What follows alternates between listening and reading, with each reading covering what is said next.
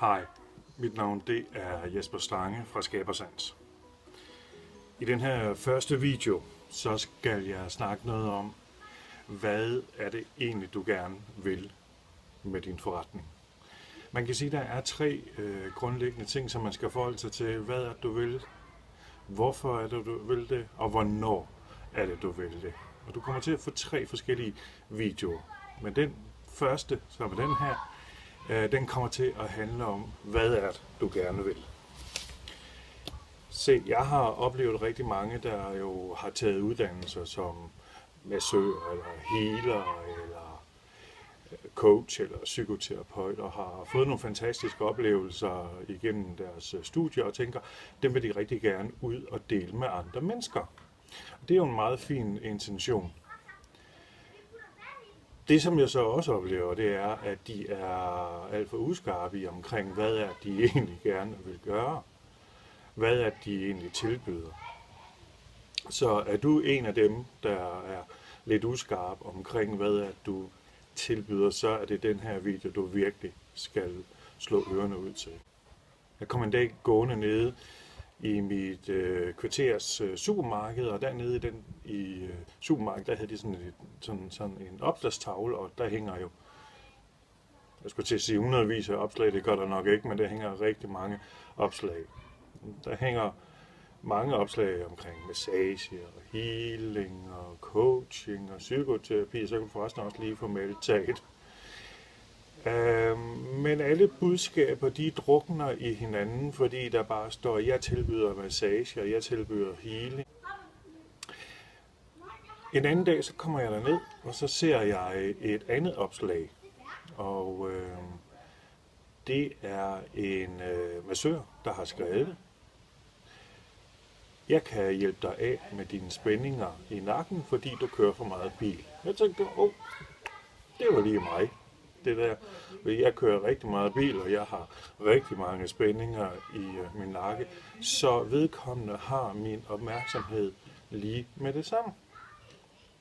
Og jeg opdager senere hen, at omkring ham hænger der masser af andre opslag også, men de drukner alle sammen i alt andet. Og det er det, jeg godt kunne tænke mig til at lære dig at sige, jamen, hvad er det lige præcis, at du går ud og tilbyder? Det er her, du virkelig skal lægge dit hoved i blød. Der findes heldigvis en teknik, som hedder en pitch, eller en elevatortale, om du vil, som du kan læne dig op af. Jeg skal nok lave en skabelon, så du kan bruge den. Men du skal have fundet ud af, hvad er din ydelse eller din service er. Jeg vil lige sige, at som man kan høre, at jeg er flyttet ind i et kvarter, hvor der er mange livlige unge knejder, og det er jo fantastisk. Måske ikke lige, når man skal lave video, men ellers er det jo rigtig skønt jo. Så hvad er din ydelse er? Hvad er din service? Hvordan gør du det? Og hvad er det egentlig, det giver til dine klienter? Det er de her tre spørgsmål, som du skal forholde dig til. Jeg har skrevet en ned her, sådan for at give dig lidt inspiration til, hvordan sådan en sætning her, den kunne lyde. Den kunne fx lyde sådan her, at jeg hjælper kvinder, der lider af smerter i skulder og nakke, ved at frigøre de her spændinger og blokeringer, de har. Det betyder, at de aldrig har hovedpine mere, eller føler sig flade på energi.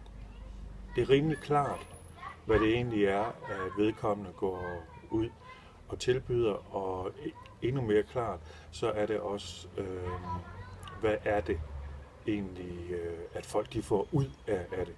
Jeg sidder også og tænker på, jeg ved ikke om du kender den her situation, når du er ude blandt nye mennesker.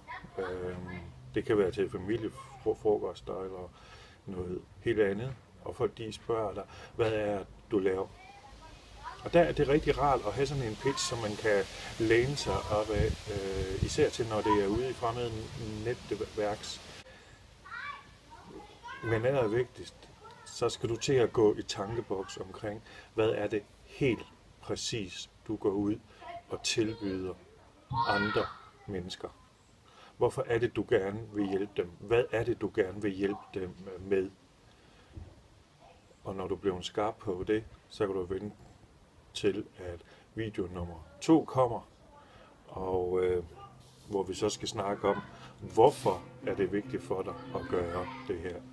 Alt imens så vil jeg gå lidt ud og lege med drengene, og det, tro mig, det er rigtig drenge, der er her. Kan du have en rigtig dejlig dag, og vi snakkes ved.